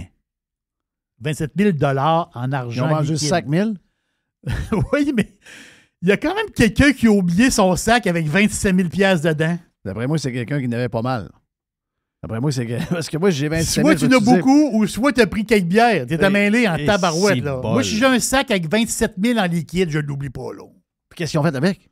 Ben là, l'argent était aux œuvres. Là. Ben voyons donc, toi. Ben oui. La personne n'est pas revenue? Non. Ben voyons donc, c'est Non, quoi l'histoire? la personne n'est pas revenue. Hein? C'est incroyable, hein? Vive Vegas. C'est Vive Vegas. Las Vegas. Vive Las Vegas. Thank you, mon ami Jerry, pour la poêle. On vient sur Radio Pirate Live. Woo! Woo! Fresh. New Revolution. Radiopirate.com. Radiopirate.com. La poubelle à Jeff. La poubelle à Jeff. La poubelle à Jeff. On avait le gars de Rammstein qui chantait à travers, tu as remarqué? Oui. Ouais, il est moins à mode aujourd'hui, lui. Il est moins en mode. un peu. Mais on a-tu plus de détails sur l'histoire de Rammstein? Moi, j'ai vu juste Parce que là, ça parle juste de jeunes filles. On parle-tu de jeunes filles de 10 ans, 12 ans, 13 ans, 14 ans ou on parle de jeunes filles de 20 ans? Parce que c'est peut-être sick. Mais tu sais, si c'est une fille de... Si, mettons, ils cherchaient des jeunes filles de 20 ans pour un gars de 45 ans, je peux comprendre que ça paraît un peu sick, mais des bonhommes il y a des acteurs de 82 ans qui ont mis des femmes enceintes de 29 ans. Puis c'est les idoles des journalistes. Al Pacino, c'est quoi, 83 ans, puis la madame a 29 ans? Quoique Al, il n'est pas certain. Là. Il n'est pas certain si c'est lui. Il dit mon sperme, il n'est pas capable de faire des enfants, donc ça me surprendrait que ce soit moi. Mais en tout cas, sa femme a quand même 29 ans, il y a 83 ans. Mais j'ai pas vu, tu sais, j'ai juste, faut dire que j'ai pas fouillé, j'ai juste vu le texte Journal de Québec qui nous dit que Rammstein a eu des histoires avec des jeunes filles, mais on n'a pas l'âge des jeunes filles. Donc, j'ai pas les détails de l'histoire en Allemagne non plus. J'ai ici quelque chose qui arrive de l'Europe. Ils disent que c'est ça. Lui, il y avait un genre de bras droit, en fait, contre quelqu'un qui s'occupait de sa carrière. Là. Mais elle recrutait des filles. Oui, une dénommée Elena Makeva. Exact. Puis elle l'a fait à Québec. Ah, ouais. Donc, au Festival d'été de Québec, elle le faisait. Elle a demandé à l'organisation de fournir des filles, puis après, elle est allée dans la section VIP, puis elle cherchait des filles dans la section VIP. Il y a des gens de l'organisation du Festival d'été de Québec qui ont dit « Qu'est-ce que vous faites là ici? » Elle dit « Je cherche des filles pour les boys. » Elle dit « J'ai pas le droit, vous en allez de là. Donc, l'histoire a été fermée là. Mais je veux dire, je comprends là, que c'est grave, mais en même temps, on n'a pas de détails. Non, c'est ça. On parle de soupçonner, elle, là, je parle de Mme Makeva, elle est soupçonnée d'avoir mis en place un vaste système de prédation sexuelle. Ouais. Parce que dans le domaine du rock and roll, tout est une question d'âge. C'est quoi? Quand j'ai vu l'article, je me suis dit, je vais lire que les gars, un peu comme, c'est qui le band qu'on a vu? C'était pas Edley? Oui. Oui, Edley, il y avait une histoire de J'ai filles. eu une histoire avec Edley. Oui, avec des histoires de 16 ans. Ça, c'est dégueulasse, ça. Tu sais, les gars ont 35 ans avec des filles de 16 ans. Ça, c'est des pédos. OK? Ça, c'était en bas. Ouais, mais c'est l'âge de. Non, un gars ne connaît pas une fille qui est avec une fille de 16 ans. Le gars, c'est un pédo. Il faut dire que le chanteur de Rammstein, il a 60 ans. Non? Oui, OK. Le chanteur, il a 60 ans. C'est ouais. Wow. Ouais. Moi, je ne savais pas non plus. J'aurais dit 50 peut-être. OK. Il y a 60. Il y a 60 ans. Écoute, mais l'âge est quand même au niveau légal. Oui, l'âge était Tu important. avances des affaires de même. Faut que tu dises, faut que tu donnes des détails. Là. Moi, je ne suis pas en train de défendre le gars de Rammstein. C'est même pas. Je sais qu'il y a beaucoup d'amateurs de Rammstein. Moi, j'en suis même pas un. C'est juste que quand vous partez une nouvelle de même, donnez-nous des détails. Là. Tu veux dire, ne pas arriver. Puis, si on apprend finalement, les filles ont 21. Ouais, mais le gars, il avait 57. Ah, OK. Ben, il parle de jeunes filles, mais là, C'est ça. c'est assez vaste. Parce que C'est très vaste. Epstein, lui, c'était sa chum qui recrutait. C'était Maxwell. Oui. Y avait-tu des mineurs? Il y avait des mineurs. Il y avait des mineurs. Il y avait une. Il y avait là, des que- mineurs que 16 ans. Ouais, 16 ans à peu près. 16 ans. Là. Lui, il aimait 16 ans. C'était pas 10 ans, là, c'était 16 ans. Mais tu sais, moi, je me dis, une nouvelle de même, c'est tellement gros que si tu as publié, donne des détails. Tu ne peux pas arriver. Il y a des. Je comprends. Regarde, je suis le premier à dire que ça. Moi, ça m'écoeure de savoir qu'un gars de 55 ans peut être avec une fille de 22 ans. Dans les faits, on peut le dire, mais légalement, il a le droit. Moi, Al Pacino, quand tu m'en as parlé l'autre fois, j'ai dit « Ah, c'est dégueulasse. » Mais c'est encore pire, c'est 83-29. C'est pire que 60 puis 20. Mais c'est peu importe lequel. À mes yeux, à moi, c'est dégueulasse. Mais je veux dire, je ne peux pas faire mettre en prison Al Pacino. C'est légal. Donc, j'imagine que c'est des filles d'âge mineur parce que tu peux pas faire un texte là-dessus, puis il ne peut pas y avoir d'accusation, mais en tout cas, si jamais vous trouvez des affaires, dites-moi là. Il y aurait une plainte déposée par une Irlandaise de 24 ans. Alors. Elle a dit qu'elle aurait été droguée à son insu dans un show en Lituanie. OK. C'est ce que j'ai là. Ouais. Les histoires des... On a été élevés dans la grosse époque du rock and roll. On va dégommer toutes les bands qu'on a aimées. Là. Les filles attendaient à l'autobus. C'était une fille après l'autre. Là. Une arrivait, faisait telle affaire, bum, bum, bum, bum, bum, bum, sortait, toute la patente défaite, la chemise défaite, tout. Goodbye, next, une autre fille. Ah ouais. Non, c'est... Quand vous lisez des livres sur ce qui s'est passé dans le rock and roll, là, je veux dire, c'est une place un peu spéciale. Très spéciale. Écoute, la drogue aujourd'hui, c'est fou. Là. C'est débile ce qui se passe dans les bars, c'est débile ce qui se passe sur un paquet de places. Les filles doivent être très, très, très prudentes avec ça. C'est l'enfer. Être parent de filles aujourd'hui, comparativement à avant, c'était dangereux. Il y avait des viols et un paquet d'affaires. Mais aujourd'hui, c'est encore pire parce qu'il y a cette maudite drogue du viol-là puis il y a un paquet d'affaires qui arrivent. Mais dans les histoires de rock and roll, là, ça fait 40-50 ans que ça existe, là, des patentes de même. Là. Ben, dans cette affaire-là, moi, je suis d'accord avec toi que tout tourne autour de l'âge. Là. Tu sais, à un moment donné, non, c'est sûr que si elle a 24 ans et elle est capable de prouver qu'elle a été volontaire, à son insu droguée, c'est sûr qu'elle a un case. Là. Non, c'est clair. C'est ça que c'est clair qu'elle a un case. En fait, il y a deux affaires, c'est la drogue puis l'âge. Oui. Tu sais, elle a été droguée, qu'importe l'âge qu'elle a. Moi, j'ai un peu de misère à comprendre qu'est-ce qu'un gars trouve de sexy à avoir une relation sexuelle avec une fille droguée. Ouais. J'essaie de comprendre, patente. Il peut la dominer, il peut faire ce qu'il veut avec. Ben oui, mais si t'es avec une fille qui est molle comme de la guenille. Ben c'est ça, t'abuses d'elle, puis tu sais que... Ben, c'est un viol, là. C'est un viol. C'est carrément un viol. C'est un viol. C'est carrément un viol. Non, mais je veux dire, il n'y a pas de... Dans une patente, dans une relation... regarde, restons juste à un one night stand. Dans une relation sexuelle normale, tu cherches à avoir du plaisir pour toi. Mais une des affaires dans une relation sexuelle, c'est que tu veux faire plaisir à l'autre. Oui.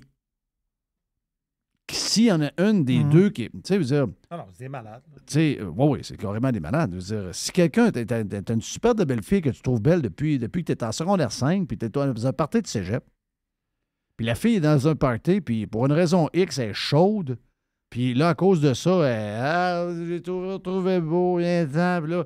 Tu dis, mais non, écoute bien, c'est pas ça que ça va se passer, là. Ça va se passer quand tu vas être douette de même, puis j'ai aucun besoin de... Je te trouve belle, je te cours après depuis 2 ans, mais c'est pas ce soir que ça va se passer, là. Ça, il y a un côté sick là-dedans. Il y a un côté vraiment capoté. En tout cas, regarde, je sais pas. Je ne sais pas l'histoire au complet, là, mais si jamais vous avez des détails sur Rammstein, ben regarde, nous fournir les détails, ça nous ferait plaisir. Puis si jamais c'est des sacrements de salauds, C'est ça. ben, qui payent pour. Là, ici, j'ai une YouTubeuse allemande, une fille de 21 ans.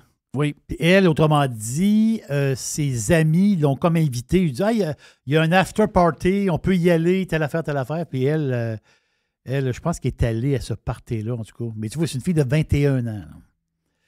Ah, c'est fucking sick, là. Ah, Tu sais, mettons qu'elle a 21 ans, puis c'est légal, là, puis tu me dis que le chanteur, à ce moment-là, avait 59 ans, 60 ans, ça m'écoeure. Tu sais, ça m'écoeure. Et on aime tous, tu sais, nous autres, on ne veut pas vieillir.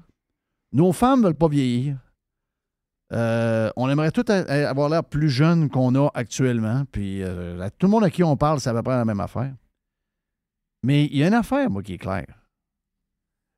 Tu sais, moi, j'aime mieux voir ma femme à 50 quelques années nue que voir une fille de 25 ans nue. Là. 25 ans, je vais avoir peut-être l'impression que c'est une amie de ma fille. Là. Tu sais, il y a comme... Quand on était jeune, on avait 35 ans, de voir une belle fille de 25 ans, c'était comme, ah, OK, parfait. Mais en vieillissant, c'est sûr. Il y a un malaise. Il y a un malaise. Il y a quelque chose qui marche pas dans la patente. Là. C'est... Yark. Alors, regarde. C'est pas les premiers, là. Écoute, des histoires dans les affaires de rock, là, il y en a eu, c'est l'enfer. Hey, mon histoire de ma poubelle. Ouais, c'est une histoire sympathique. C'est une histoire que Jerry va aimer parce que la ville de New York pousse les gens de New York à porter des N95 en raison de la boucane qui arrive du Québec. C'est incroyable. C'est incroyable. Donc, ce que je veux vous dire, c'est que quelqu'un m'a envoyé hier un post de Denis Lévesque. Oui. OK? Oui. Je vous raconte, Denis, c'est quelqu'un que je connais depuis longtemps. Quand j'ai commencé à faire de la radio, à la radio AM de CJMT à Chicoutimi dans le temps, Denis commençait, il était là depuis un bout, mais ils ont donné un show du midi, puis ça a levé son affaire. Ça a levé, il y avait une bonne recherchiste. Denis n'était pas le plus travaillant du monde, mais c'est un gars qui faisait une bonne job. Et ça a levé son affaire, puis on a travaillé ensemble. Pas le gars avec qui j'avais la meilleure relation du monde, là, mais tu sais, capable de se parler. Puis c'était le fun de l'avoir dans un party parce que lui, c'est quelqu'un qui avait déjà pris un coup, mais qui ne buvait plus. Donc, buvant plus, c'était lui qui chauffait souvent. Donc, ça servait. Et par après, ben moi, je suis parti de cette station-là. Je suis allé Morning Man à CFX, une nouvelle station Top 40. J'ai été là pendant 3 ans. Et lui, Denis, a quitté pour s'en aller à CKRS Radio à Jonquière, remplacer Louis Champagne, qui, lui, s'en allait Morning Man à CJMT, où moi, j'étais. Donc, moi et Louis, on commençait à travailler dans la même compagnie parce que le AM venait d'ouvrir un FM qui s'appelait CFX.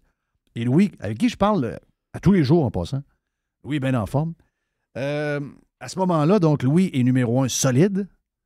Puis Denis a espoir de battre Louis. C'est jamais arrivé. Finalement, il y a un jeune homme de 20 ans qui s'est faufilé entre les deux pour aller prendre la première place. Il faut dire que l'antenne était très forte. Donc, j'ai pas grand mérite là-dedans, mais on avait un show pas pire parce qu'on faisait ça avec la gang de Gilles Parent. C'était la version saguenéenne du zoo. On avait du plaisir à faire ça.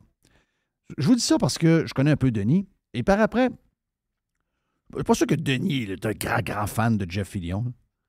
Mais Denis a eu un certain impact à LCN puis à TVA. Et il a pris sa retraite récemment. Et là, il enjoy sa retraite. Il est avec la même femme depuis longtemps. Elle aussi était dans les médias. Puis là, Denis voyage un peu plus. Il a du temps. Il a une bonne retraite. Puis il voyage. Il est allé à Madrid, en Espagne. Oui, il est allé à Madrid. Il est allé à Madrid, en Espagne. Et il a beaucoup aimé. Il a beaucoup aimé dans le sens, c'est pas la première fois qu'il y allait. Mais Je comprends. C'était pas la première fois qu'il allait à Madrid, mais il avait été plus jeune. Mais il dit, je vais lire son post. Okay? Ouais. Nous sommes revenus récemment d'un séjour de quelques semaines en Espagne, un pays que j'avais déjà visité il y a longtemps. Il s'est beaucoup modernisé depuis. On a passé 1 semaine à Madrid. Le contraste avec Montréal est spectaculaire. C'est tellement plus propre et moins chaotique. Je n'ai vu aucun cône orange. Plus on marche dans la capitale espagnole, plus on a l'impression que Montréal est situé dans un pays sous-développé. Pourtant, en principe, notre pays est plus prospère, une destination intéressante, la mer sur la côte et la culture dans les villes. Voilà. Mon affaire demain, c'est... Ça me fait penser à un politicien qui ne fait plus de politique. Le gars a eu un micro. Écoute, il y avait un micro quand j'ai commencé il y a 30 quelques années. Et Denis a toujours été consensuel avec toute la patente alentour. Tu sais, la COVID, à un moment donné, il a comme arrêté pendant la COVID, il était tanné, mais il dépendait du gouvernement, il attaquait ceux qui... C'est un gars qui a été très bon pour... Il fait partie des médias qui nous ont amenés vers cette médiocrité-là. C'est ça. Et moi, ça m'écoeure. Ça m'écoeure parce que le gars avait assez de talent, puis il avait un côté assez aimé des gens pour justement allumer beaucoup de monde à TVA et à LCN. Et pour un bon chèque et une sécurité d'emploi, il a choisi la facilité de chanter les mêmes tunes que tous les médias chantent. Et là, maintenant, le gars est à la retraite, puis il voyage un peu, puis il se rend compte que Montréal, c'est une dombe, et il finit par le dire. Christ que ça manque de courage au Québec. Tu penses-tu qu'il vient de découvrir ça? Ben non. Il vient pas de découvrir ça zéro. T'as pas besoin d'aller à Madrid pour voir une ville propre. T'as juste besoin d'aller à Burlington, je vais le faire. C'est ça l'histoire. À une demi-heure de char, tu vois que c'est plus pareil. Oui. Tu sais, je veux dire, c'est quoi l'histoire? Non, parce que s'en aller à contresens, qu'est-ce qui arrive? Demandez-le à Jeff Fillion. Je le sais ce qui arrive, moi. Je sais très bien ce qui arrive. Parce que là, les patrons ont des téléphones, ils ont de la pression, puis là, finalement, ben, vu qu'ils ont zéro courage, ils décident de ne pas renouveler ton contrat. Et après ça, ils s'en vendent dans des réunions. Si j'ai pas renouvelé le contrat de Jeff Fillion, je peux pas mal faire ce que je veux avec vous autres. Hey, imaginez-vous. Un brave. 15 secondes par Zoom. Ah! Après ça, ça se vend. Wow! En tout cas, regarde, j'aime beaucoup Denis, mais ça me déçoit énormément. J'aurais aimé, parce que Denis me jugeait, là. Ah, Jeff, Denis me jugeait, là. De sauter. Là, Fillion exagère, là. C'est du Québec bashing. Denis devient Jeff Fillion alors que là, maintenant, il est retraité. Ouais. Wow! Wow! Hey, t'as quelque chose à me faire entendre avant de s'en aller, Mr. White? Oui, monsieur. J'ai un reportage de Radio-Canada sur tout ce qui se passe là, avec les feux, puis comment se protéger, puis l'impact sur la population, puis tout ça. Puis là, je t'ai mis ça, puis il y a une fin spectaculaire à cet audio-là, puis c'est un boomer qui s'exprime. Hâte d'entendre.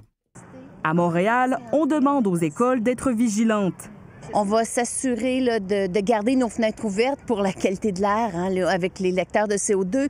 Mais si il y a des enfants qui se plaignent que ça leur picote dans la gorge ou que les yeux leur piquent, on va peut-être les refermer. Des matchs et des pratiques de baseball et de soccer amateur chez les jeunes sont annulés dans la grande région de Montréal. Voyons donc. On peut s'attendre à un risque exacerbé pour notre santé. Donc, ce qui a été documenté dans la littérature médicale, c'est souvent des gens qui ont des problèmes cardiaques ou respiratoires qui vont avoir des complications de ça. Donc, des infections, des crises d'asthme. Il y a des gens qui vont faire des infarctus, qui vont avoir besoin de consulter à l'urgence. Wow. Partant de smog, la santé publique du Québec recommande le plus possible de limiter nos activités extérieures et de porter un masque pour diminuer notre exposition aux particules fines produites par les feux de forêt. C'est juste le contraire de la COVID. La COVID, on n'en portait pas dehors, on en portait en dedans. Là, on l'en porte dehors, mais on n'en porte pas en dedans. Ah non, il est foutu. Ah, on est foutu, je vous le dis, là. Le pire, c'est que ça, c'est même pas un montage. Non, ça a été fait avec de la mousse de short, ce monde-là. Là. Ça n'a aucun sacrement de sens. C'est beaucoup, hein? Oh non. Mais qu'est-ce qui est arrivé aux Québécois, tabarnache? Le dernier qui parle à la Comme fin. si c'était le premier feu. Ben oui, OK, le courant-jet transporte la boucane un peu plus vers Montréal. Tant pis pour vous autres. C'est peut-être un signal aussi, là. Oui. Peut-être que la nature, peut-être que le bon Dieu nous envoie un signal. Ouais. Parce que c'est drôle, nous autres, on est carrément dans le chemin, mais le courant-jet fait le tour de nous autres. Et à cause de ça, on n'a pas eu une graine à passer par de nous autres. Nous sommes la toilette de Dieu. Oui, on est à la toilette de Dieu. On est à la toilette Là, de Dieu. il a flushé ça aujourd'hui. Oh oui, regarde. Regarde un petit bout d'elle aussi hier, ce matin avec Jerry a manqué faire je vais prendre une marche. T'as manqué faire un ACV un matin. Écoutez bien ça. Dr. Claudel Pétrin-Desrosiers est avec nous, présidente de l'Association québécoise des médecins pour l'environnement. Elle est médecin de famille. Dr. Pétrin-Desrosiers, bonjour.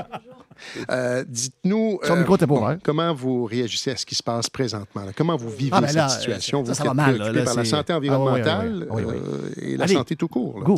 C'est pas un scénario inattendu. Hein? C'est une situation qui a été documentée par la science. On s'attendait à ce que les feux de forêt augmentent en intensité, en durée au fil des années. Non! Entre autres, créées par les conditions favorables qui émergent des changements climatiques, l'augmentation des températures, pas vrai. Des conditions un peu plus sèches. Donc, c'est pas une surprise ce qu'on voit, mais je pense que c'est peut-être un réveil un peu difficile pour plusieurs qui pensaient que les changements climatiques étaient encore un peu lointains. Puis finalement, on se retrouve en plein dedans. Ah, come on, quel bullshit incroyable. Hey, comment ça se fait qu'on a fermé la boîte de certains complotistes dans le temps? Pendant la COVID, là, on disait les autres sont des fous, ils racontent n'importe quoi, il faut faire fermer son compte YouTube, etc. Et ces gens-là ont toutes les tribunes du monde. C'est 46 secondes de marde que vous venez d'entendre là. Il n'y a rien de vrai là-dedans. Là. 0, 0, 0, 0 vrai. Claudel Pétrin-Desrosiers, il faut voir son Twitter pour voir que elle non plus, ça va pas pantoute. Là.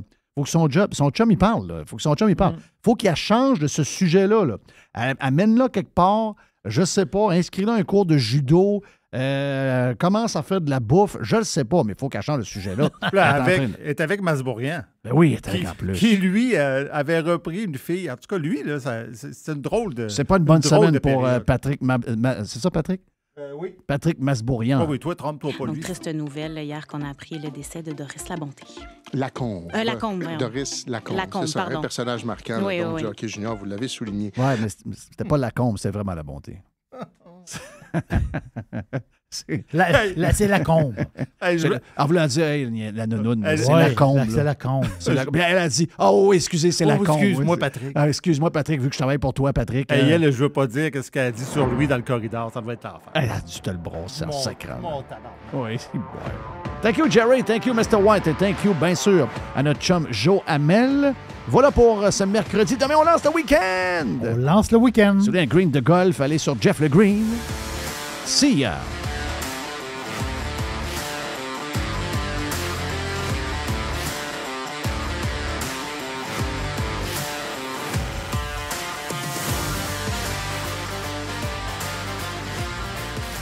Évasion.